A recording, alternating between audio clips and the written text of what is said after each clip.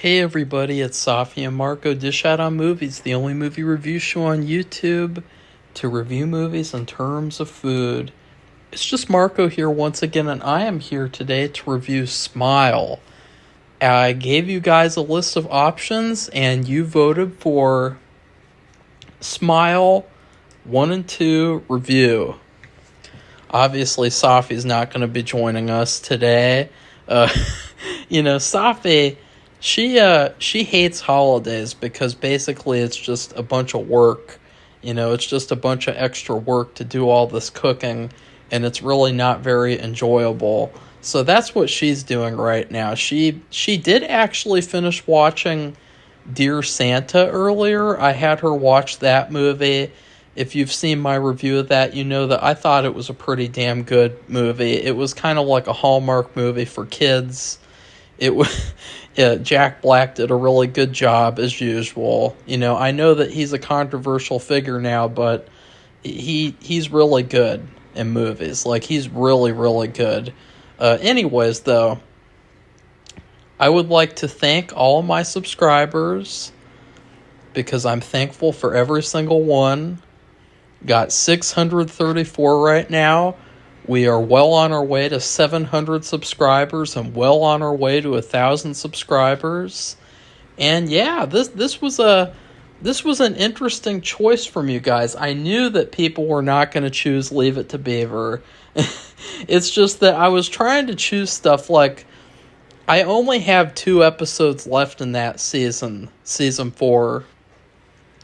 And then I only have a couple of Treehouse of Horrors left. So I was trying to choose something that would be easier to do. And what will happen is I'll be reviewing Smile 2 tomorrow, possibly, or I'll try to watch it basically tonight and probably review it tomorrow. But yeah, I think last year too I watched 2 movies on Thanksgiving. I think I watched Napoleon. I suffered through Napoleon. And then I watched 12 Plus 1 later on in the day, which was really, really good. Oh yeah, I said that I should watch that every year. It's like the perfect Thanksgiving movie. But anyways, I was not really interested in seeing Smile when the first one came out. I felt like it looked like a gimmick movie. I didn't really see very many good reviews for it. And I didn't really see any premise that was interesting to me. Like, the only thing that I saw about the movie was, oh, look, there's these creepy people smiling. That's all that I saw about the movie. I didn't really see anything else. So that's all that I had to judge the movie by. And I do think that the marketing for this movie was great. I think that, just getting an actor to go to like a sports game or something and just standing there smiling is a really great decision and a really great idea. And also they did do a thing for the second movie where they had it so you could watch the first 10 minutes on this website if you smile the whole time. And it really, really hurts to smile for an extended period of time. So the actors that are in these movies that are smiling for such a long time, they're really, really good. I probably couldn't do it very well. I wouldn't have been able to do what this, especially the main girl, the one that they have on the poster and all the advertising for the first movie, the creepy girl, the first one who dies in the movie. She is really, really good at doing this creepy smile. In fact, I feel like, I bet she goes around in public and instead of people asking her to say a line, they'll be like, hey, can you smile? Can you do the smile or something? That's probably what I would do. If I met her at a convention, I'd be like, can we do the smile? Because, it's just, she's really, really good. But anyways. Overall, I surprisingly really liked Smile. I did have some issues with it, especially in the third act of the movie.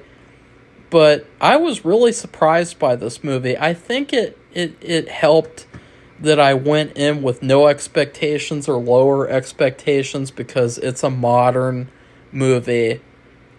But I genuinely really like the movie. I mean, uh, a lot of people gave it or give it poor reviews, and there was one person here that I'll read you their review. I follow her on Letterboxd. She says, just thought it was predictable and cheap. Plus, there's so many great horror movies about trauma haunting people, but this isn't one of them. Yeah, well, I don't really agree 100% that it was predictable. Like, I do think that it got predictable at a certain point, but I thought something completely different was going to happen, and I'll talk about that later on. So this movie is all about this psychiatrist, and she gets this patient who's the girl on the poster, the creepy girl. And she talks about she's been seeing these visions of this demon, and it goes inside of people, and they smile at her, and it's freaking her out, and she knows that something bad's going to happen. But she also witnessed someone else commit suicide like a week ago or something. So that's kind of what's happening, is there's this pattern with you witness a suicide, and then the smile demon or whatever it is, it comes after you, it attaches to you. So after the psychiatrist witnesses this, it attaches itself to her. The first issue I have with the movie, she had a fiance, the main psychiatrist. She was going to get married to this guy. She had no chemistry to him whatsoever. She had no chemistry with him, sorry. And, they just didn't fit together at all. And all that you saw of their relationship, quote-unquote relationship, is at the beginning of the movie, he comes home and they kiss. And I've said this over and over again. It seems like in a lot of movies, they'll just have two people kiss, and that'll be like the signifier that they're in a relationship. Like, that's like the only thing, like, they don't show that they're really good together. They don't show that they have a lot in common. They don't show them working together. They don't show, all they show is just, oh, hey, honey, kiss. That's all they show. And they did that in Gladiator 2, and they did it in this movie.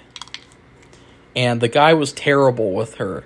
And it was really funny because there's this other guy in the movie. He is this police detective, and he eventually becomes kind of like the secondary character in the movie. And she has a lot of chemistry with him. Like, they have great chemistry together. And I felt like, wow, like, he should have been her fiance. They should have been a couple in this movie because they were perfect together. And at a certain point, they do kind of start to latch onto each other, but since they're going through this shit with the smile demon, they don't have time to hook up or anything. But I felt like he was perfect for her. Like, that's what you call fantastic casting. And yeah. So anyways, God, how many times do I say anyways? I think it's just my anxiety gets to me, and it makes me, like, repeat things. But anyways, oh God, I did it again! One of the things that I liked about this movie, though, was how real it felt. It felt very real, and I loved how subtle the horror was. I know that a lot of people say that it's boring and that there's not very much horror in the movie, but I got this really uncomfortable, creeped out feeling from watching this movie. I had a very, I would just say unsettled. Like, I felt unsettled by the movie. Even though it didn't have a lot of stuff happen in the movie until the third act. I loved how mysterious it was, and I loved how subtle it was.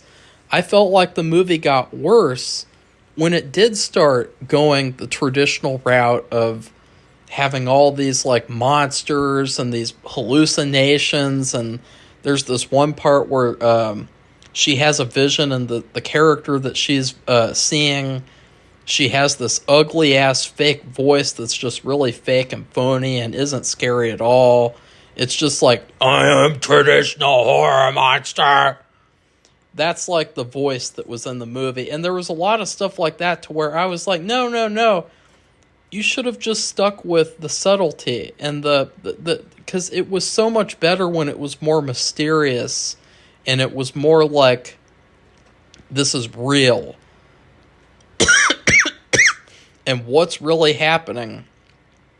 Another issue that I would say is that the main character, she is not a very good psychiatrist. And that was an issue for me because she's the main character, and the whole movie is about basically overcoming trauma. Because the reason why I think the monster latches onto her, they bring up in the movie, is because she witnessed her mom commit suicide as a child. So that's what it ultimately comes down to. And I really don't think she's very good at her job. So I would say that was another issue with the movie. And there were also a couple of moments in the movie that were more funny than anything.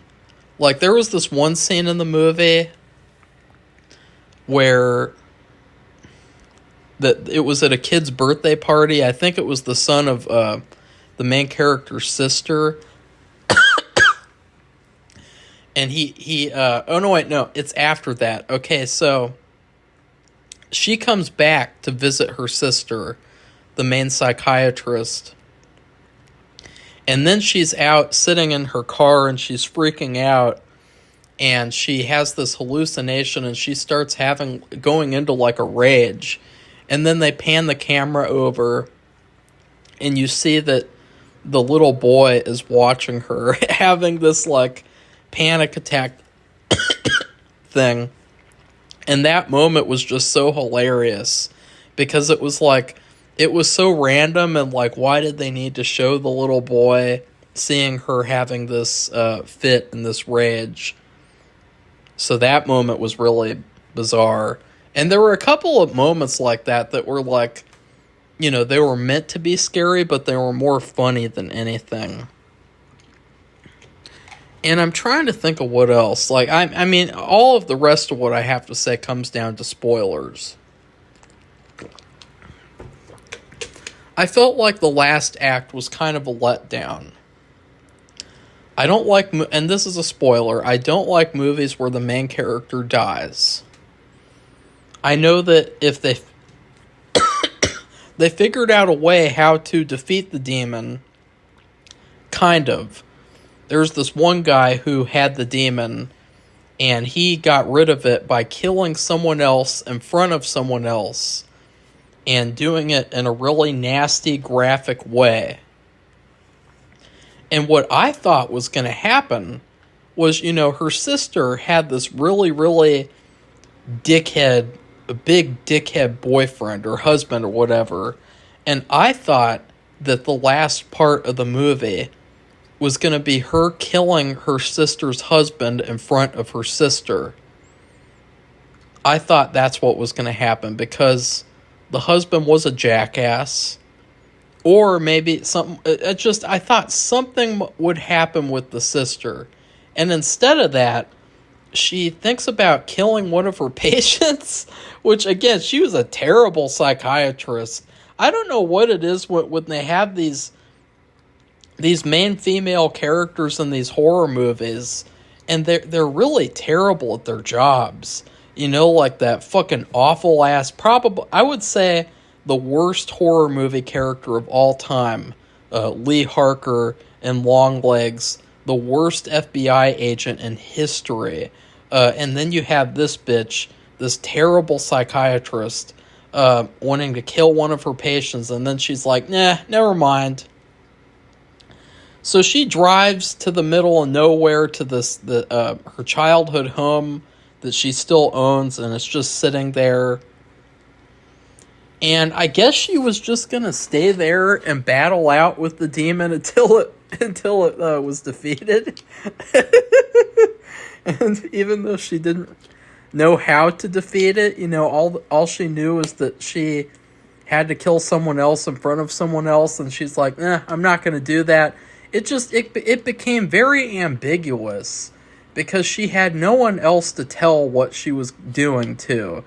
She was not talking to anyone, even the guy that she was really good with, the detective, Joel. She wouldn't tell him anything, of course, and so I thought, is she just gonna kill herself in the middle of nowhere so that no one else can get the demon? Like, is that what she's trying to do? I don't know. I literally don't know.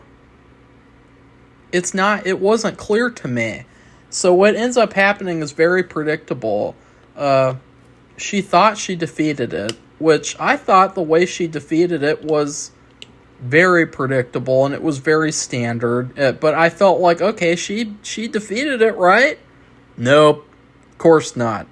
And then the detective comes over, and very predictably, he witnesses her kill herself.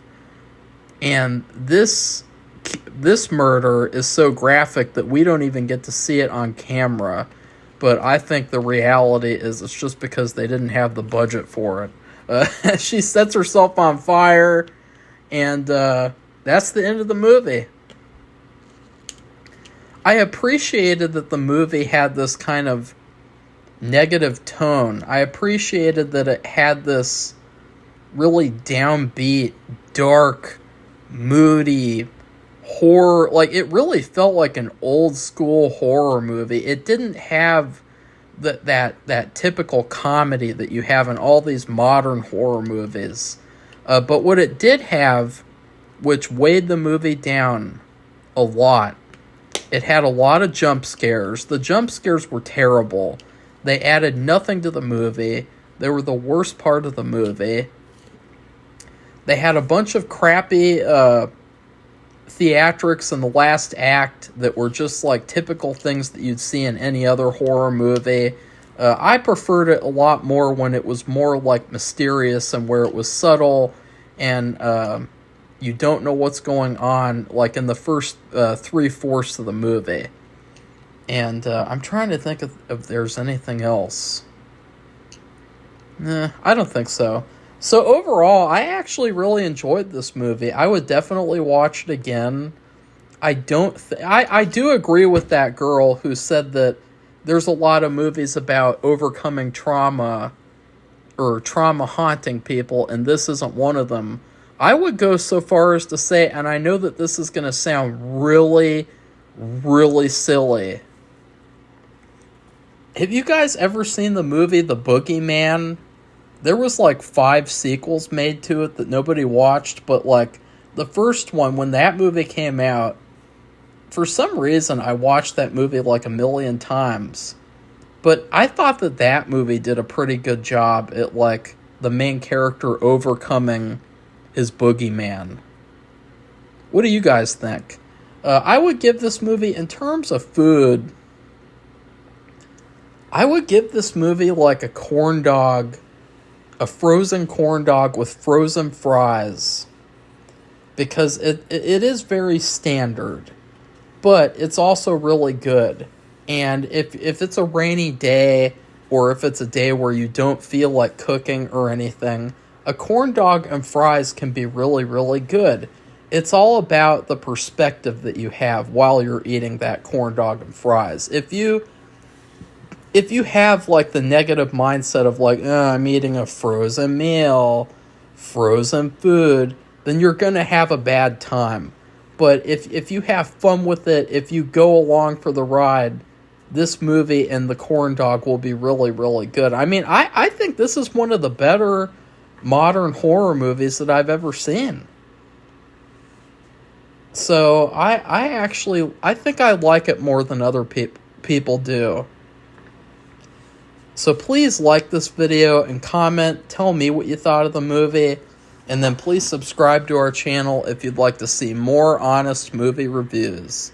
Happy Thanksgiving and goodbye, everybody. See you soon.